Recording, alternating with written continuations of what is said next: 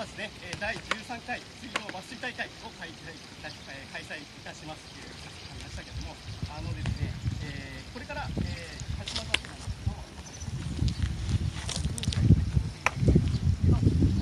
れから12日まで、こちらの日本のこちらの本堂でバス停でやっております。富田さんの協力により、昨日大量のバスをですね、購入していただきました。もちろんね、コンディションとかそういうのもあると思いますけども、かなり交流量入ってます。全部の本堂に入っていただいてますので、いつもですね、こちらを利用している方はですね、こちらの本堂の特徴、よく分かっているかと思うので、そういった部分もここをやりながら、あとはですね、ちょっとうちはガチガチの水大会と違いまして、コミュニケーションとか全然取りやすい。